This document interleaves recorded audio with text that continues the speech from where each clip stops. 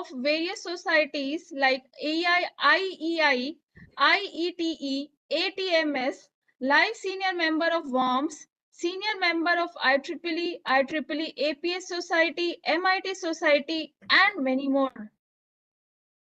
Sir is also associate editor with IIT Electronic Letters, associate editor with Hyundai Wiley International Journal of RF and Microwave Computer Aided Engineering, editorial board member of Nature Scientific Report.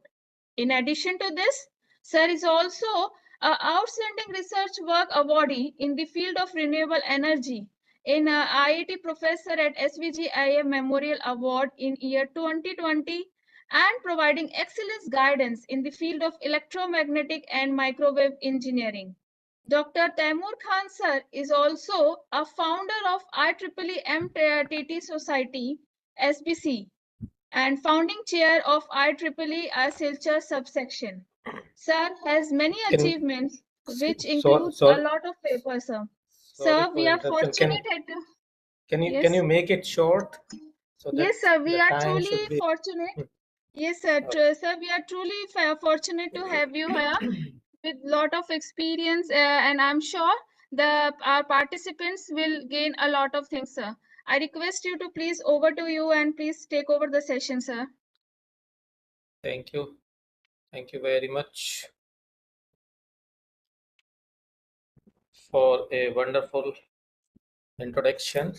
Before starting my talk, let me give my warm thanks to the organizer of this FDP program at MNIT Jaipur, especially Dr. Sarthak Singhal, Dr. Reena Kumari, and Professor M.M. Sharma, who have given me the opportunity to interact with the participants who are attending this 1 week FDP programs, recent trends in antenna designs for 5G and 6G applications. Now, coming to my topic, the topic which I'm going to discuss in this virtual platform, that is antenna as well as rectangular designs for RF energy harvesting in 5G environments. Before going into the technical part of my talk, let me give a brief overview of our campus, where we situated in the map, that is northeastern part of the country in Silchar town of Assam states. On the bottom side, you can see the beautiful pictures of the green campus. That this one is our block, department, and this one is library block, and this one is the aerial view of our campus. Now, coming to the strength of the department, that we are having total 34 teaching faculties, including all cadres, like starting from trainee teachers to the highest post, that is Professor Heck. And the department was established in the year of 1983 with the BTech programs having intake of 20, but in presently we are having an intake of 120 undergraduate seats. In that 2024, we started the PhD programs. Later on, first MTech program in microelectronics and VLSI design was started in the 2007. Second MTech program in communication and signal processing engineering in 2013. And most recently, like 2 years back, we have started another specializations, that is MTech in RF and Terrors communications. Now, coming to the main themes or main topic of this lecture, that is in line to that one, like on the top side, that you can see that in the our surroundings, we can see this type of like complicated scenarios on any poles, whether it is an electrical poles or an internet pole.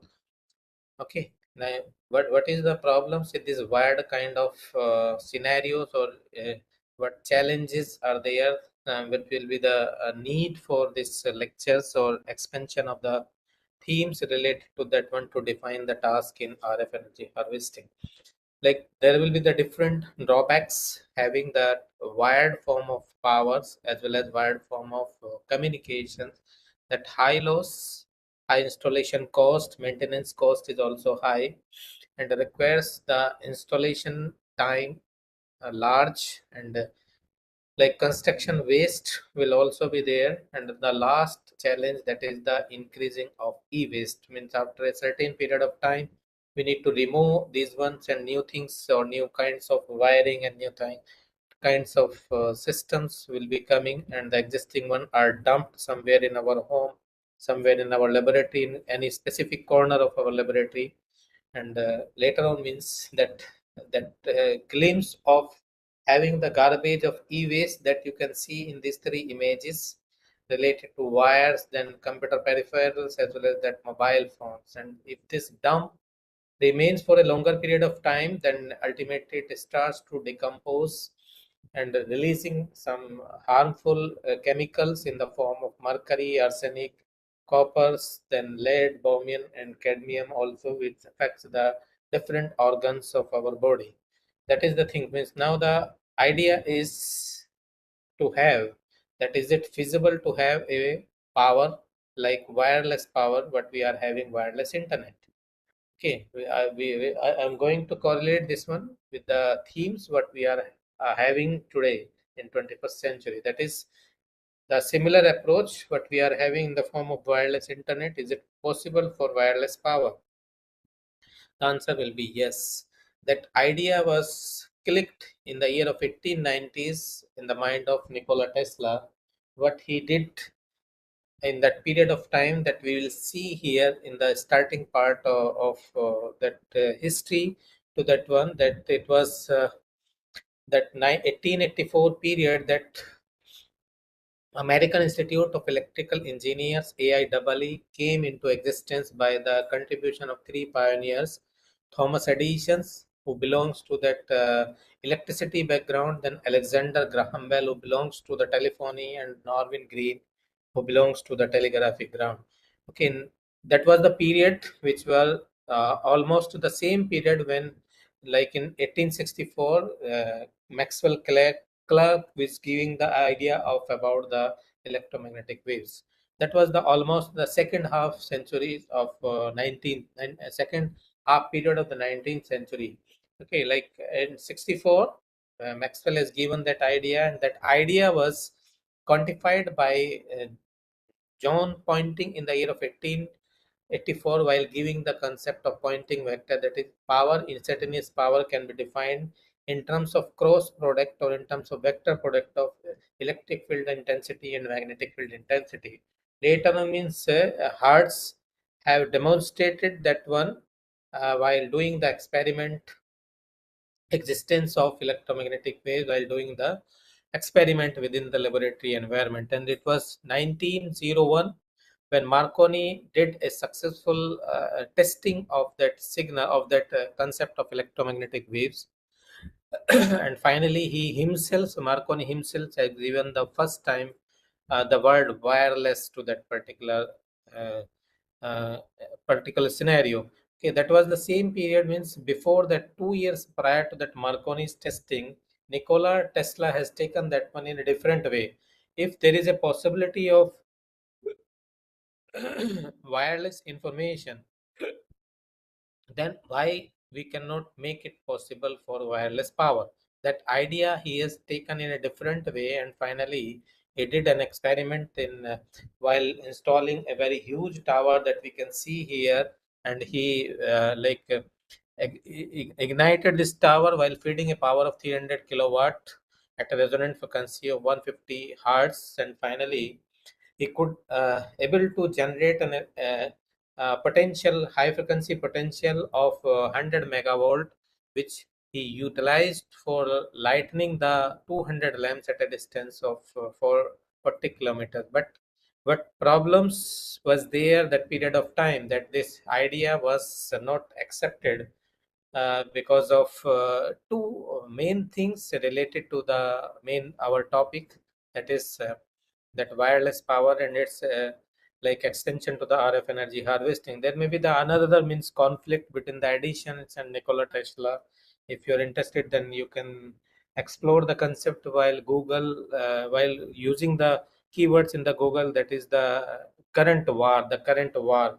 If you see that article ultimately, then you will see that what was the conflict, or what was the things between Nikola Tesla and Thomas Edison.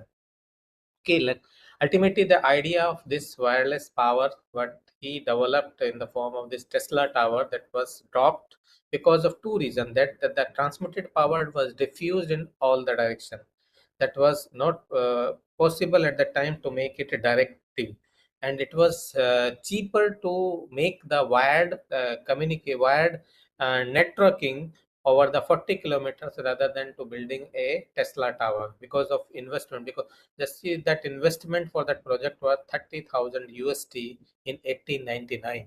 Okay, and then finally means that idea was dropped, and later means the US government also demolished that tower because it was a threat to the human life in that way. Now that another era came when William C. Brown's started rethinking the idea of Tesla in 1964, because this was the period, because what problems ultimately observed by William C. Brown, that the spark what Tesla has created, that was 150 hertz frequency, which was low frequency, and that source available for high frequency and high power were not available to that one. But in 1916 and 1937, that magnetrons and klystrons respectively came into the market. With the help of that one, we are able to generate the high power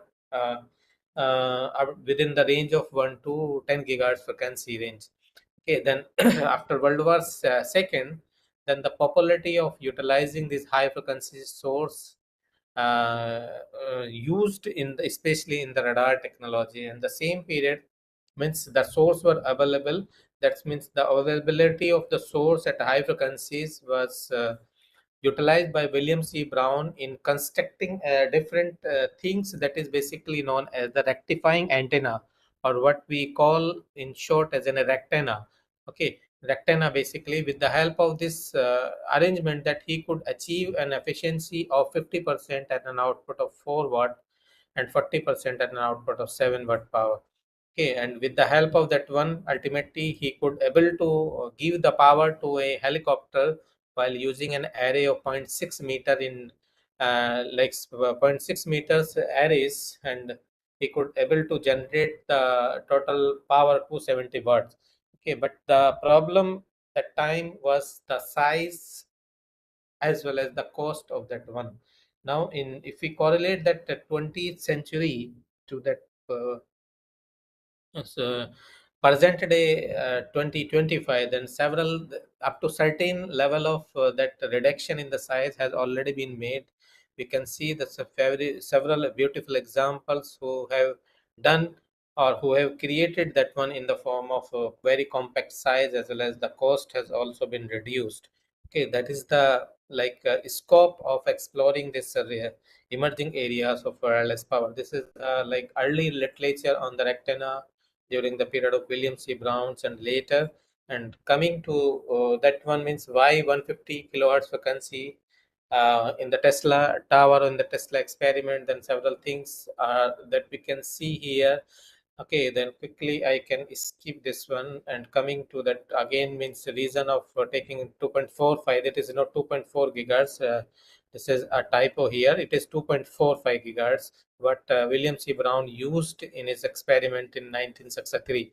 Okay, now coming to the performance characteristics of rectenna, basically a rectenna is a composition of antenna plus a rectifier. Then the overall performance of rectenna is defined in terms of antenna performance as well as in terms of rectifier performance. That if we need to improve the performance of antenna, then ultimately the ultimately out improved performance we can achieve with the help of large aperture of antenna. But up to what level of aperture we can enhance, then ultimately it is again a limit to that one. Beyond that one, we cannot go to the certain size enhancement of that one. Then ultimately antenna with high gain, compact antenna with high gain is another characteristic required for that one. Then antenna with multiple band characteristics or broadband characteristics. Coming to that power conversion efficiency, ultimately that increasing the input power from the antenna is again a challenge, because that rectifying device is a nonlinear device, and several high frequency dependency on the frequency ultimately also play a significant role in modeling that rectifier part to used for that rectangle one. Now coming to that, because the three similar terms are there, one is WPT, wireless power transfer, then simultaneous wireless information and power transfer, then RF energy harvesting. Third one I'll be going to focus in this way, just to create a link to that one. Just see that it is a classification given for wireless power transfer system, the non-radiating near field and the radiating near field.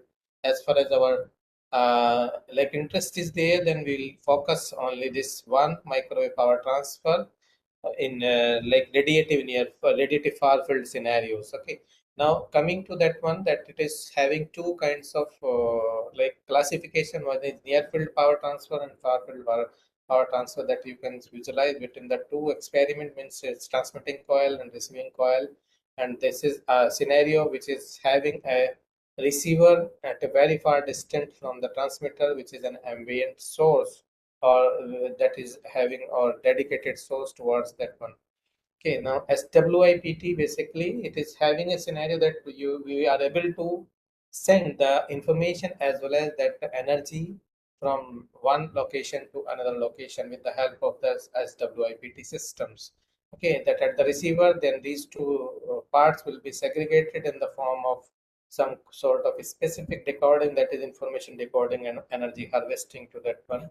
Coming to RF energy harvester versus wireless power transfer systems, you see these two block diagrams, that everything is same except that the source used in WPT, that is basically having a dedicated RF source, maybe some specific tower designed for that one. But in case of RF energy harvesting, there is no dedicated source. It is having the ambient energy source.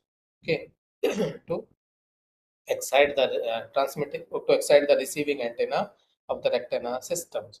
Okay, just see the different scenario that we can see here: photovoltaic energy harvesting, then RF energy harvesting, that will be going to focus, then thermoelectric, then piezoelectrics, etc. Then here you can see the different sources used for RF energy harvesting. Then ultimately, at this moment, we can define that RF energy harvesting is a process of harvesting RF energy from the surrounding environment. From the surrounding environment means availability of these type of sources, and converting the power of these ambient sources into a useful DC power. That is the RF energy harvester. If you see the density comparison between the four these harvester, then ultimately there is a power density is lowest one out of these four. But the advantage of this one, that it is available around the clock, because there are certain limitations with the solar radiations, with the vibration radiations, with the thermal radiations. But having more power density in these three cases, but then densities, although the density is very lowest one, but the availability of that energy round the clock is another advantage. Then we'll try to utilize that one for some specifically designed application for making that IoT sensors or IoT devices, as well as to the wireless sensors, as a self-sustainable nodes or self-sustainable sensors. Now, if you see the spectrum, electromagnetic spectrums, which are having some sources available in the atmosphere in our surrounding, that is the FM transmitter, digital TV, GSM, 1900, 1800, 2100, then LTE band, Wi-Fi, WiMAX, and 5G. Okay, because the theme for this particular talk is based on 5G only. That's why it means we can uh, think about the two category of 5G spectrum. One is sub 6 gigahertz 5G, and second one is the 5G millimeter waves. Okay, now only three cases, two cases, especially for sub 6 gigahertz band, I'll be going to discuss as an illustrative examples here. Now, ultimately, if you see that sub 6 gigahertz 5 gigahertz band, sub 6 gigahertz 5G bands in different countries, that is having some different range of frequencies. In India, it is 3.4 to 3.6 gigahertz frequency range, which is known as the sub 6 gigahertz 5G band. here like rectenna for SWIPT, rectenna for RF energy harvesting, then several points. It's a differentiation between these two that we can find out in this specific review article. A beautiful like discussions on especially 5G or millimeter waves rectenna systems for RF energy harvesting and WPT applications. Interested participants can go through this review article to that one. Now coming to that rectenna and its key component, because we have seen in the preliminary discussions that rectenna will play a significant roles in both the cases of WPT as well as to the RF energy harvesting. Now we'll see that a simple block diagram of rectangular systems and what are the key elements used in that rectangular system. That is an antenna, then rectifiers ultimately, and in between that matching network, and especially the RF filter and some storage elements are there. This is the primary or essential requirement for designing an rectangular systems. Then different discussions of each one of that block we can see in this publication that review articles. Now coming to that one antenna means what are the challenges to that antenna? Because we need to have the things related to miniaturizations with improved performance in terms of high gain, in terms of broadband characteristics, in terms of multiband characteristics. Okay, minimum possible size and maximum achievable performance characteristic. That is the themes behind designing or behind picking up the antenna for energy harvesting or in broad sense wireless power transfer application. Then several techniques are used for creating the miniaturization, for creating the high band characteristic, for broadband characteristics, as well as to that multi-band characteristics to that one. Coming to like next key component as a rectifier, because in a rectifier we can see the two different series of Schottky diodes are used. One is for low power RF signals availability depending upon the availability of that environment. Then if the low power density is there, then we'll prefer to SMS series, and if the high power density is there, then we prefer to HSM series to that one. Here different ultimately different topologies used for rectifier in this for energy harvesting application, that is half wave rectifier, full wave, voltage doubler, Greenacher, cropped, Walton voltage multiplier, etc. Now the things means what is the need for Schottky diode, because Schottky diode is having advantage of low forward voltage drop as well as the fast switching characteristics, high conversion efficiency, less recovery time, and good power factor also. But there are certain limitations of Schottky diode that it cannot be a good choice when we talk about some very high frequency, maybe in terahertz range or maybe higher band of means beyond 100 gigahertz of frequency, that is 5G millimeter waves, as well as sub terahertz band or terahertz band. In those scenarios, some suitable alternatives in the form of BJT, graphene FET, and CMOS, like could be the better choice to that one.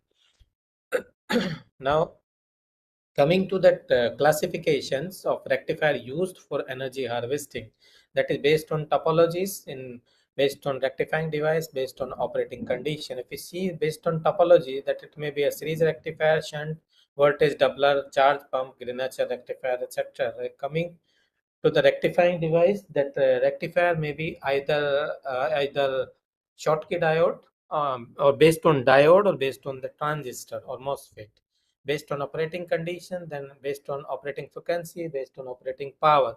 Based on operating frequency, that you can see it may be a single band, it may be a multi-band or broadband.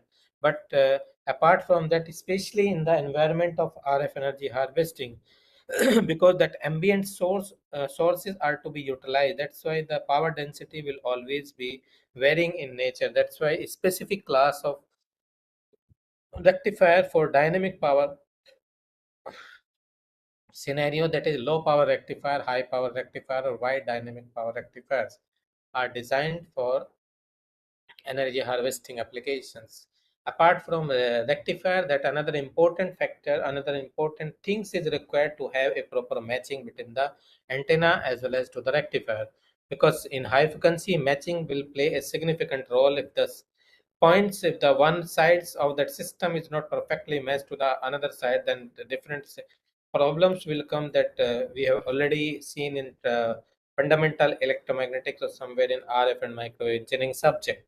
Okay, then that's why impedance matching topologies but are very well known or very much popular in the scenario of energy harvesting and double wireless power transfer, or the L section, pi section, etc. Means T network, then pi network, etc.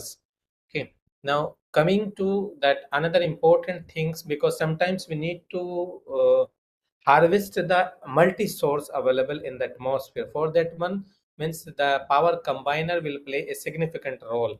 That's why means on the right hand side you can see the two different scenarios of power combiner. One is means antenna means reception, then rectification, then another one means individual antenna for individual means combining at AC level and combining at DC level. These are the two scenarios. Each one is having its own drawback and advantage. That's why we, according to that environment where that energy harvester is to be deployed, it is basically what's the scenario of that particular environment. That's why the concept of power combiner, either at a DC level or at AC level, will be utilized for creating that, for overall improving the efficiency of that energy harvester.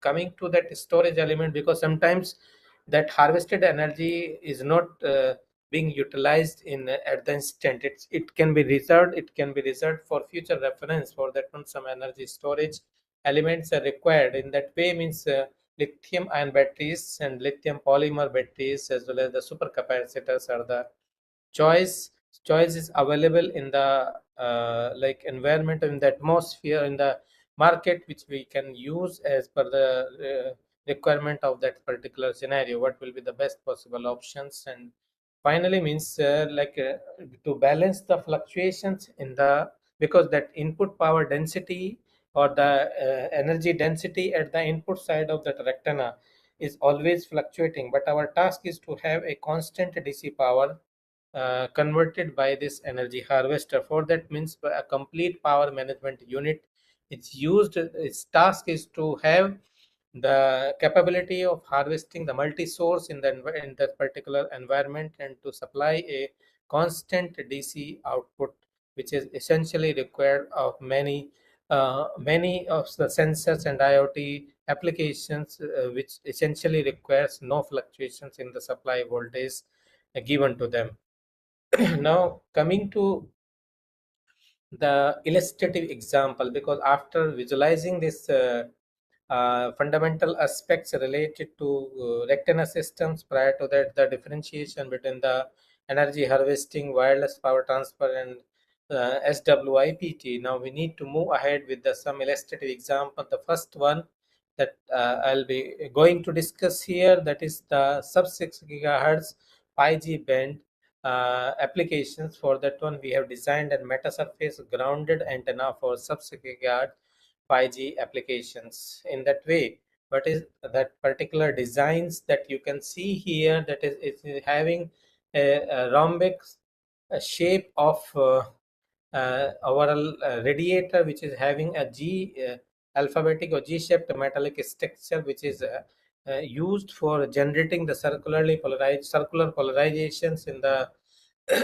required band. And finally means on the bottom side, for improving the performance of this one, that we have deployed a 5 by 5 meta surfaces for, especially for impedance bandwidth enhancement. And this is that design is yeah, is based on the Roger substrate, that is RO4003, having permittivity of 3.55, loss tangent to, it means it is basically the lossless substrate, which is having a loss tangent of 0.004727. Okay, then how this design is achieved, that is step by step. We can see here that antenna A to B, that how it is changing from that one, and how the performance is varying from antenna 1 to antenna E, that we'll see in the coming slide. And but before that one, we can see that mid-range sub-6 gigahertz 5G band, that is 3.28 gigahertz, and the upper range sub-6 gigahertz 5G band, that is 4.94 gigahertz, that is dual band characteristic ultimately. And then third one is 6.92 sub-6 gigahertz 6G band. Okay, then having a gain of 7.88, 4.4 dB, and 8.81 dBi to in this particular design. Now, the performance variations in terms of these four designs that you can visualize, as well as it can be seen uh, in the tabular form, that how the performance is changing from design first to the last design. That ultimately you are having five different resonances here, which is 5.08 gigahertz, 6.76, 3.28, and 4.94, 6.92, and the last three means are ultimately this one.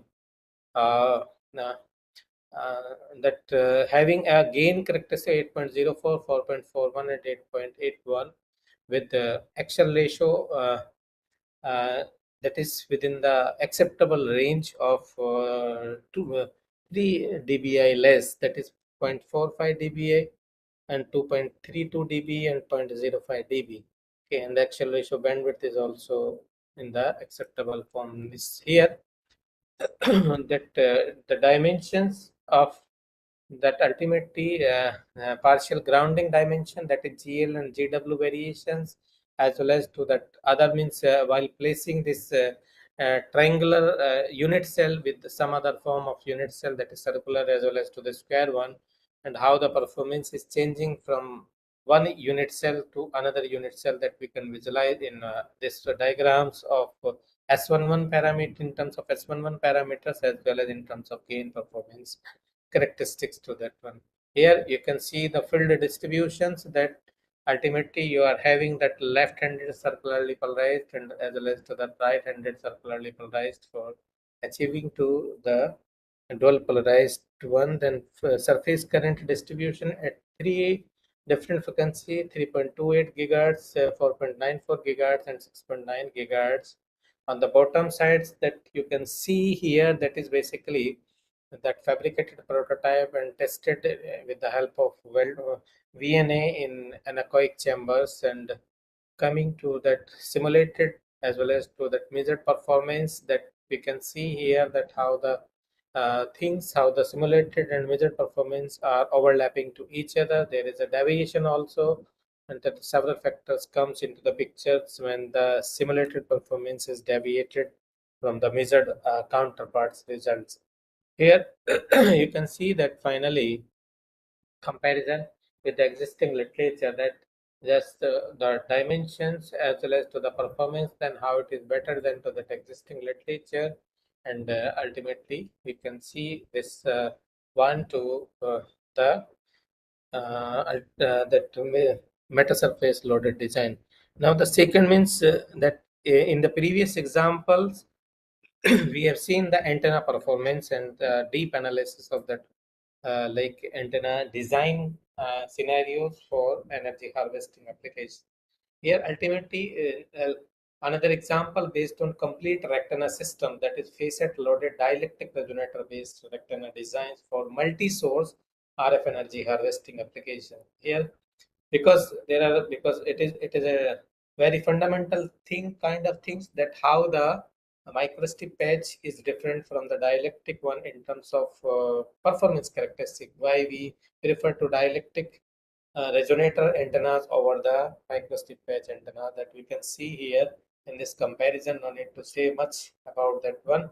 And but if you still you require fundamental aspects of the dielectric resonator antenna, then you can go through these two review articles to that. But now, what is the motivation behind the dielectric resonator antennas? Because of ultimately the things which are giving the superiority of dielectric resonator antenna to the microstrip antenna. That was only the idea of picking up that dielectric resonator design here in this particular antenna application. That is that we can see here that the top that the side view as well as the top view of this particular design, that how the different dimensions are marked here, and how the performance of this reference designs uh, changes in terms of S11 characteristics, in terms of gain characteristic. That then how this design is basically ultimately is going to enhance in terms of performance characteristic in the subsequent upgradation, that is design 1, design 2, design 3, design 4, etc.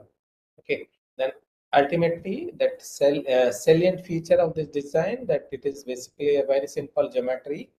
Then FR4 substrate is used as a ground plane here. Then the optimized dimensions of this particular reference design 0 are marked here. Then coming to the performance, ultimately it is in the dielectric resonator placed at the center of this substrate material, or that ground plane one side. Then ultimately that is design 1. What is happening in design 1, that one side walls of this dielectric resonator is loaded with metallic strips. Then it is ultimately in design 2, what we are achieving, that we are getting a circularly polarized characteristics at a frequency of 5.8 gigahertz. When we do that, one means that side walls to the front face, ultimately then one linearly polarization and another circularly polarized performance we are achieving here, coming to that three facet loading, that is in this way, that left, front, as well as to bottom, that we are having the dual characteristics, dual resonance or dual polarized characteristics, and coming to that last four, loading the four different faces of that rectangular dielectric, and what performance we are achieving, that is circularly polarized performance at two frequencies and linear polarization at another two frequencies. Now coming to that one means how this facet means metallic structure is designed, that is first dimension, it is added by second dimension, third dimension, fourth, then fifth, sixth, seventh, and finally eighth, this one. Okay, then we have loaded all these eight steps to that reference one, and what performance is change that we can see here in terms of the performance of step 1 loading, step 2 loading, 3, 4, 5, 6, 7, and 8, step 8 loading. It is tabulated here just for better visualization. Then step 8 is having a resonance of 5.78 gigahertz frequency, and its 1 values is also acceptable, that is minus 21.0. 1 dB gain is 5.87 dBi, and axial ratio is 1.04. Now, this reference means design 0 with step 8 loading is further analyzed in terms of driving its equivalent circuit, that how the equivalent circuit is driven. The detailed discussion can be found in the reference paper, and how the resonance frequency of that spiral structure is defined in terms of 1 upon 2 pi square root of L equivalent and C equivalent, where L equivalent and C equivalents are basically written here, and that the things related to this one can be found in the reference paper.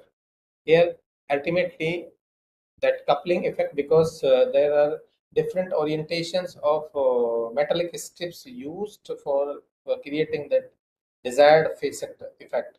Okay, then there will be the two different cases. One is two equal length, then the coupling effect, then two unequal length, that is first case, that first one length is higher than to the second one, and the second means two unequal case means when the second lower one is and the central location to that one. Ultimately, in these cases, the mutual coupling effect is calculated in these equations form, and finally coming to that one, that two substrate means effective dielectric constant with two substrate, that is h1 plus h2 upon h1 upon epsilon r1 plus h2 upon epsilon r2 is given. Then the resonance frequency is given 1 equal to 1 upon 2 pi square root of L equivalent and C equivalent. Now the things means how the performance, that loaded dielectric resonator is changing performance from design 0 to design 4 here, and how gain performance and axial ratios changing from design 0 to design 4, design 0 to design 2 here, in this diagram you can see. Okay, then like just see the comparison of design 0 with design 1, design 0 with design 2, design 0 with design 3, and design 0 with design 4. Later means we'll see all these things in the form of tabular representation, that design 0 to design 1 comparison 5.8 to 5.78 gigahertz. Then gain is reduced to this one, but actual ratio is improved. That is 49.70 to 1.04 dB. Then coming to that one, design 0 to design 2 performance, then ultimately here we are getting dual resonance. Okay, then gain is also acceptable once, and finally excel ratio means dual polarized characteristic. One is circular polarization, another one is linearly polarization, linear polarized performance we are achieving in this way. Then coming to design 3 with design 0 comparison, that is 4.83, 5.52, 5.8 gigahertz. Then the circular polarization that we can see here, it is two linear polarized performance and one circularly polarized performance. And finally, coming to the design 4 with design 0, that here you can see that dual two linearly polarized, two circularly polarized, and gain is also in the acceptable range, as well as the quite good impedance characteristics we are achieving in design 4 of this one.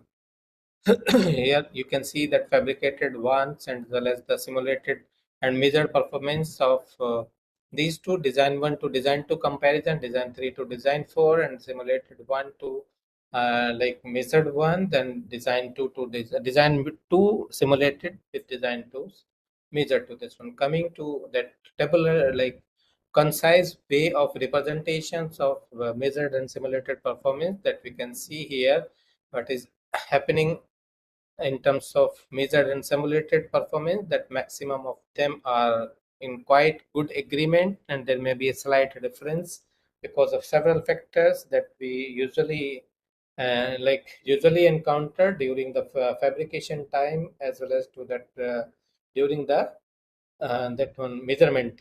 Okay, like human errors, then the solder used for connecting that one, and impurity or that mismatch of connector impedance to that port particularly. Several other things may also be responsible for this mismatch.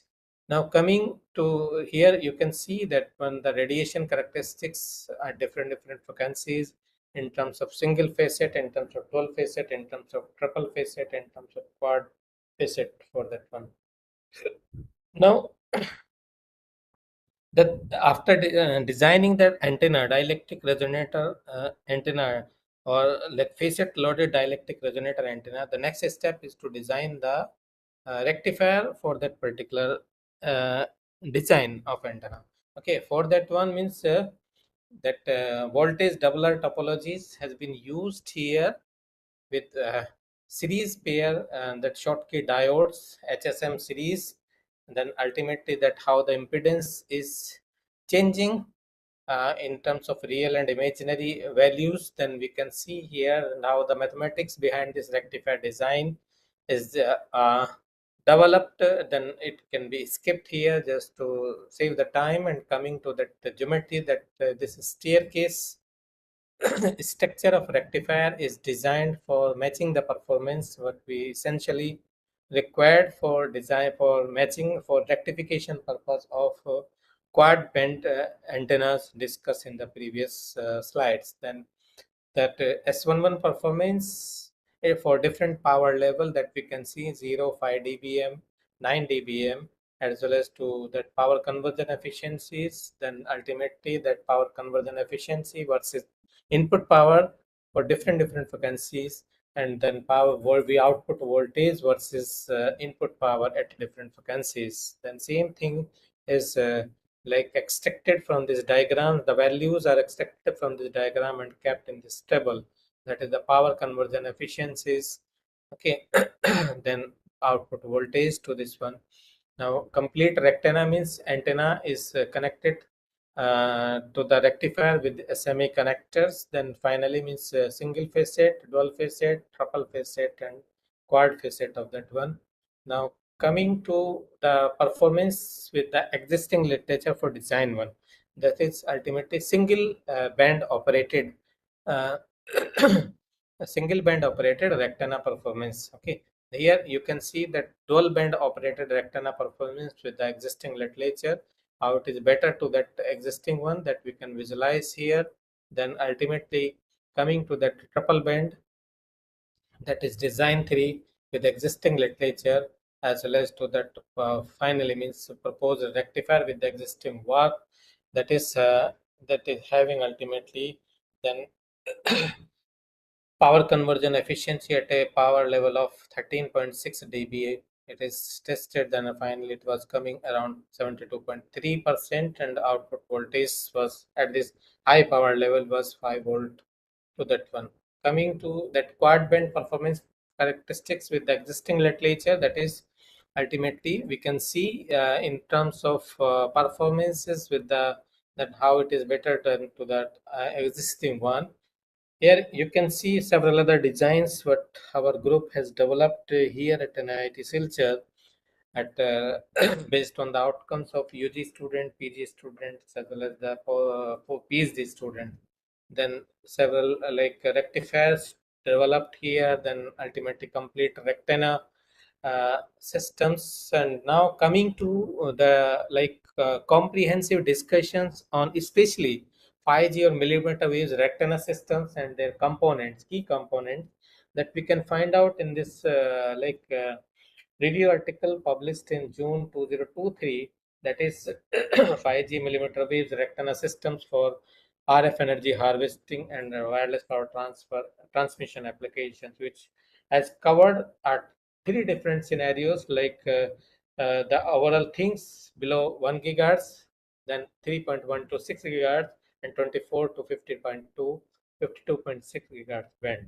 Now, these are the few a glimpse of different antenna configuration discussed here for sub 6 gigahertz sub 6 gigahertz RF energy harvesting applications. Then the different rectifier topologies for that specific band, and finally means that is for millimeter waves energy harvesting different geometries used in that particular scenarios. Then antenna rectifier for millimeter waves energy harvesting, then antenna geometries for millimeter waves specifically for WPT applications, then WPT applications rectifier topologies, then ultimately antenna rectifier configuration for millimeter waves WPT systems or WPT environment. Then coming to the different challenges while designing that energy harvester or rectenna, especially for energy harvesting application, that we need, our task is to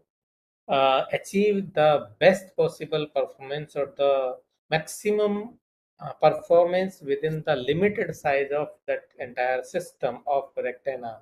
Limited size of rectangle means compact size of there should be the compact characteristic compact size of individual antenna element as well as its associated rectifier to that one.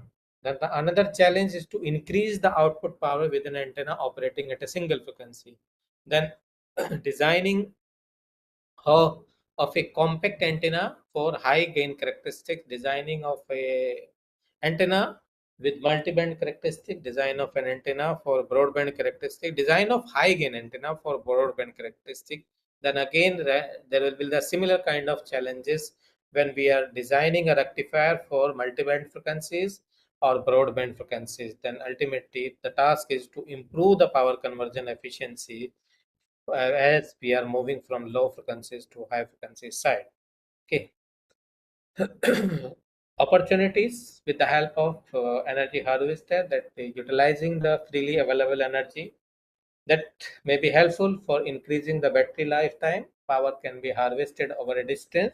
No presence nearby to that source is required. It can be harvested over a distance. Then different classification market, that it may be that rectangular market may be based on radio frequencies as well as to that optical frequency based on applications. It may be For WPT applications, it may be energy harvesting, it may be for other applications. Then as for a specific range, reason based classification of rectenna market, that is North American, Europe, Asia Pacific, and rest of the world. Now, key players in the global rectenna market, that is, these are the few names of them which are developing that commercialize a product of energy harvesters, or maybe rectenna part of that one. Hereafter means these are the few references, but can be helpful for exploring the ideas in this emerging area of energy harvesting. And coming to that, especially rectifier design publications from our group, and review articles on rectifier designs, then ultimately that antenna and rectenna designs review article that we can see here, especially that first one is most recently, especially on the rectenna array systems. Now, few like last 2025 as well as 2024 published conference papers or accepted ones. Now, apart from that, these are the two books related to this particular domain of energy harvesting. Okay, which first one was published in the year of 2020, and the last this one is published most recently or last year in 2024. Now, apart from that, students teams, undergraduate students team, postgraduate as well as the PhD scholars, then I would like to thank to all the funding agencies who have supported directly or indirectly to explore these emerging areas. At this instant means like we are having the first one, that one Gyan course we are organizing during 25th to 29th August 2025, and Professor Naoki Shinohara from Kyoto University, Japan, will be traveling for delivering the lectures under that Gyan course. If any one of you is interested, then feel free to do the registration. That registration link is still open. And apart that this one, I conclude myself, and as like I have a meeting shortly, that's why 15 minutes I have kept upon my own lectures just to balance the few questions, query questions quickly before leaving this session. Thank you all. Thank you for your patience. Now you may uh, put your questions based on this talk. Thank you very much, sir. Participants are requested to ask the question if you have any doubt.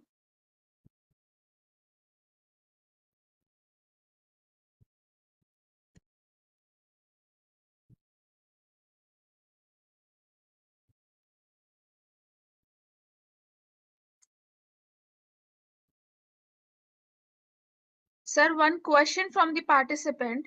Using any Yes. antenna or absorber, if we harvest energy, then how we can see or calculate that how much energy we harvested in terms of electrical energy? Harvested energy can be measured or calculated in terms of final output DC voltage, which is very easy to get with the help of your multimeter, because output DC can be easily measured with the help of 200 rupees or 300 rupees this one multimeter.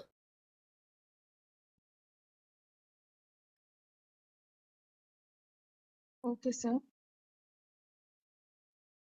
Sir, I think there are no more questions at present. Okay, thank you all. Thank you. Especially thank you the organizer for giving me the opportunity. And any of the participants is still having a question, then feel free to like interact me through mail, through other means of communication. I'll be happy to discuss. Okay, thank you. And sorry for Okay. like responding my lecture, because I have a scheduled meeting at 10:30 and I need to get prepared for that specific meeting. Thank you all. Thank you, sir. Thank you very much. Should I leave now? Yes, sir. Yes. Okay, thank you. Dear participants, next session will start from 11 o'clock. You are requested to kindly join by 10:45. Thank you.